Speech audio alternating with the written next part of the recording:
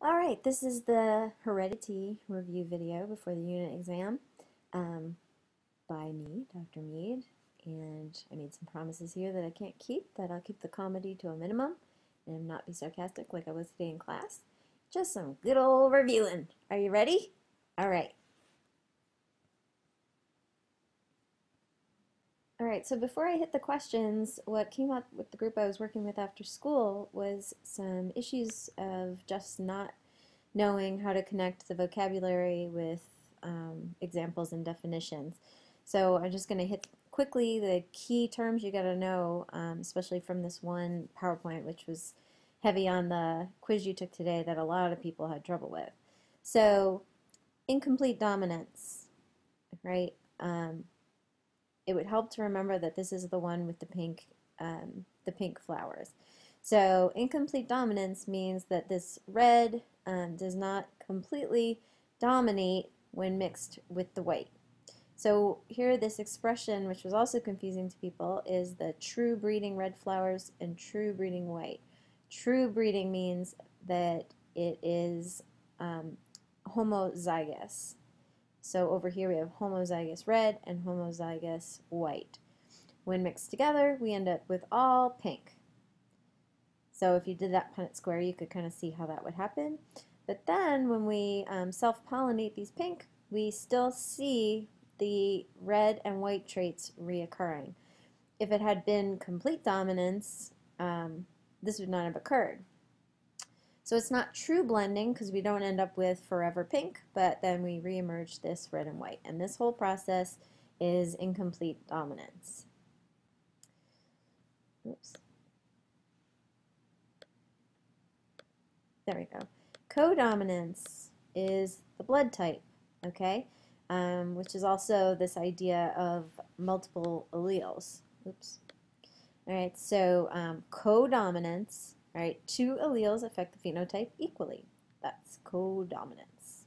So A and B are equally dominant.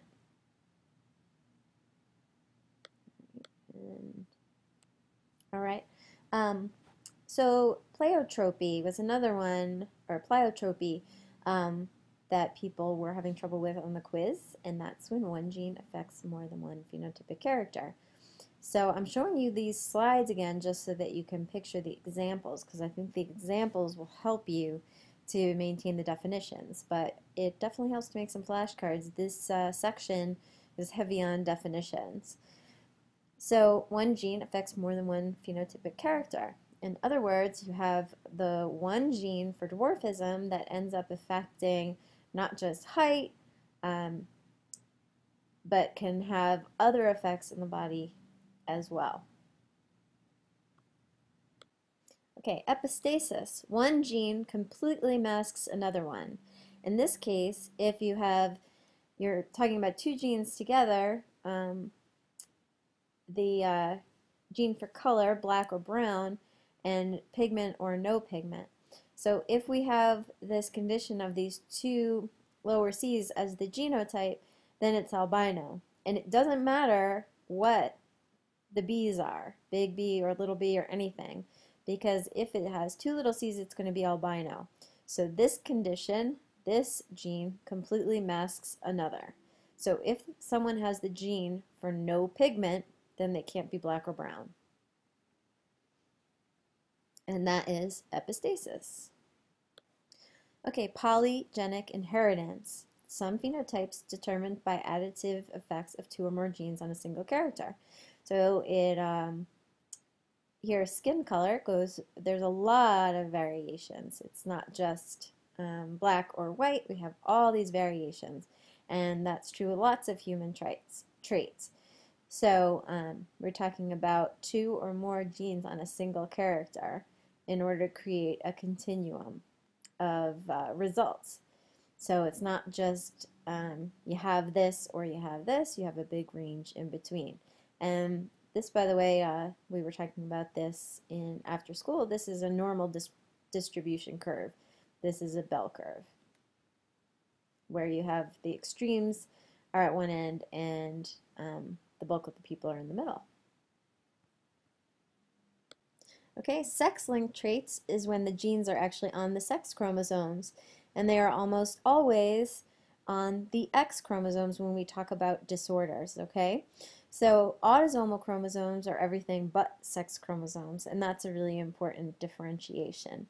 And so this was the fruit fly experiment as the example. All right, so here's the example with the fruit flies. For when we talk about sex-linked traits, we put this little, we put the little letters up here. Right, so here's the male and the female, and then these are the results for that first generation. If you remember that when they mixed these, they got the first generation were all red. But I just wanted to show you how the crosses are done to make sure you understand that, because it'll definitely be one of those on the test. So for hemophilia, as an example of a sex-linked recessive disorder, here we have a mother who carries the gene for hemophilia and a father who does not have it. So here's the male and the female, and we do the cross. And so this offspring does not have it. This offspring does not have it. This person will be a carrier, this woman, and this man has the disease.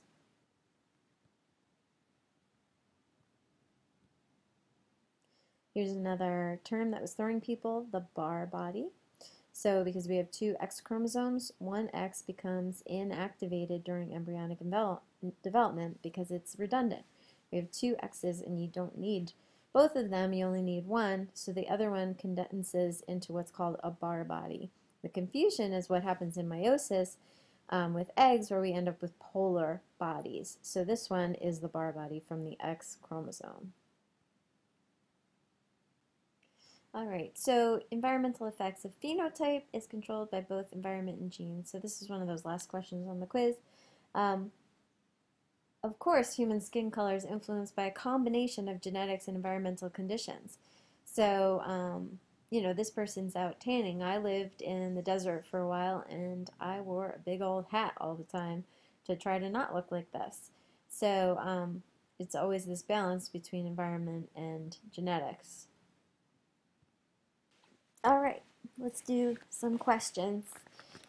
Question 1, how many unique gametes could be produced through independent assortment by an individual with the genotype blah blah blah? Okay, so this is like what I was showing you when you could take this and break it down. So in order to figure this out, I mean, some people can just do it in their heads, but you're going to combine say each large A with a large B and then a large C, etc., to figure out exactly how many gametes you could end up with in this combination that would be unique. So you're only going to have one A in each, one B in each, one C in each, one D in each, one E in each. So what would it be? I'll give you a minute to pause and work it out, and then I'll tell you the answer.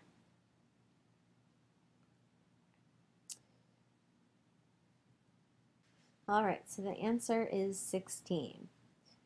So the trick of this one is seeing that these big C's and two big E's, because they want unique. So if you got 32, it's because you had some that were the same because of the big C's and big E's. Question 2, what are Punnett squares used for? And I asked this just because, well, I'll tell you in a second. I want you to read the choices and then pause, and then I'll tell you the answer. So the answer is A. The reason I point this out is because sometimes you'll get a question that will give you some real answers of a mating and ask you to make some decisions, and they won't be exactly 25% or 50%, and people get confused by that because the reality is always different than the prediction. So Punnett squares are used to make a prediction about results. Results can still be variable.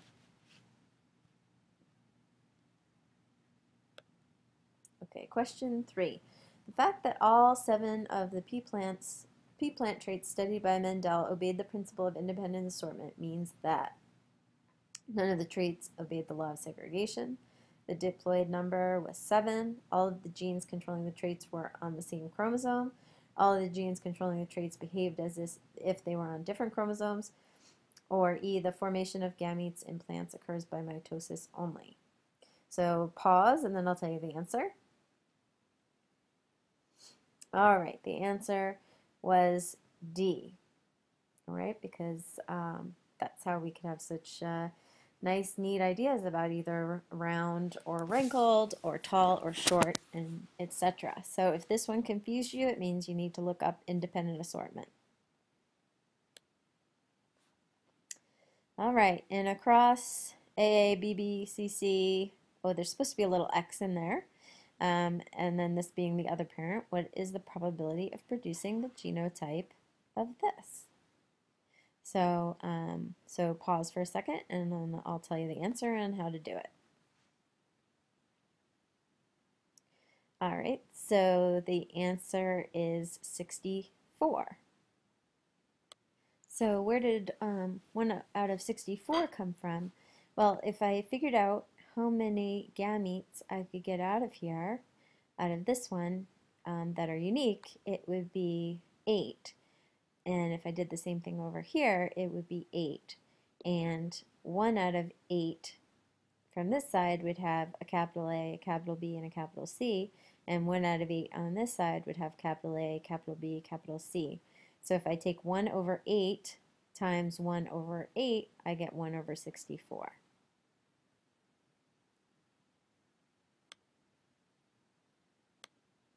Question 5. Hydrangea plants of the same genotype are planted in a large flower garden. Some of the plants produce blue flowers and others pink flowers. This can be explained best by environmental factors such as the pH, the allele for blue hydrangea being completely dominant, the alleles being codominant, the fact that a mutation has occurred, or acknowledging that multiple alleles are involved. So take a minute. Anyway, okay, pause, and then I'll tell you the answer. All right, the answer is A. So since they have the same genotype, there's got to be something environmental going on to explain coming up with blue and pink flowers. Question 6. Which of the following terms is least related to the other? Pedigree, karyotype, amniocentesis, chorionic villus sampling, and epistasis. So pause, and then I'll tell you the answer. Okay, so this is pretty much a definition type question. The answer is E. Epistasis is not involved with this at all. All the others are involved with what you would do to assess your risk of having a child with a chromosome abnormality. So you'd assess the pedigree, you'd look at the karyotype, you would do amniocentesis and then look exactly at the karyotype, or chronic villus sampling, which you can take a look at genetics from there.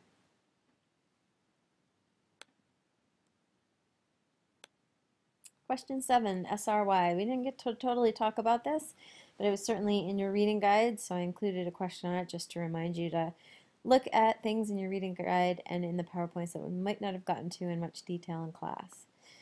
So these are really long, so I'm going to let you read those, pause, and then I'll tell you the answer. All right, so the answer is A. SRY is a gene present on the Y chromosome that triggers male development. So this whole thing is a reminder to you to go over your reading notes while you're going through the PowerPoints. Question 8. Red-green color blindness is a sex-linked recessive trait in humans. 2 people with normal color vision have a colorblind son. What are the genotypes of the parents? So there's a couple ways that you can approach this. So one way would be to draw out each of the crosses in the question to figure things out.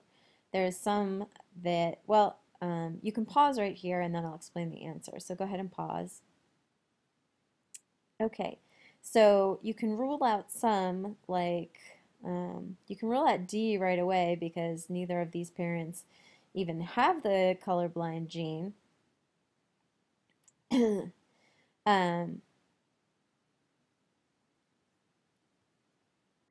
I'm sorry, let me back up 1 second. I wasn't quite saying that right.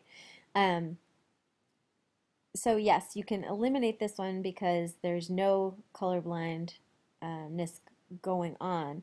You can eliminate this one because both of these parents are colorblind.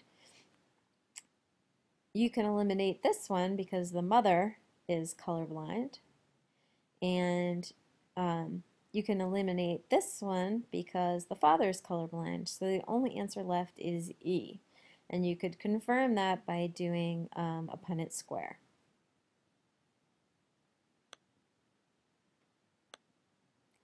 Which of these syndromes afflicts mostly males? And pause, and then I'll tell you the answer. All right, the answer is C, Duchenne muscular dystrophy. So you definitely need to go over the basic syndromes for that chapter. Question 10. If non-disjunction occurs in meiosis II during gametogenesis, what will be the result at the completion of meiosis? I'll give you a second to think about this. This is from that PowerPoint we did today. All right, the answer is C. So at the end of meiosis, we're going to have one gamete with too many, and one will be too few, and then two, whoopsie, where'd it go?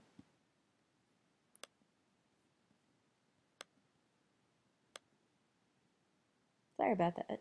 I don't know what just happened there. There we go. So the answer is C, so the other two will have N. So hopefully that makes sense. It's kind of straight off the PowerPoint. I'll be around in a week until 10 if you have any questions. I hope this was helpful to at least steer you in the direction of studying.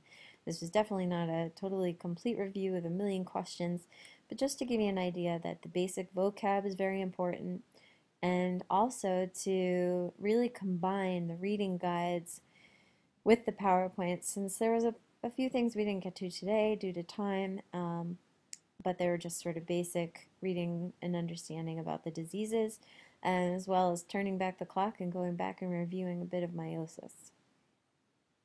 All right, have a good night. Good luck on your test.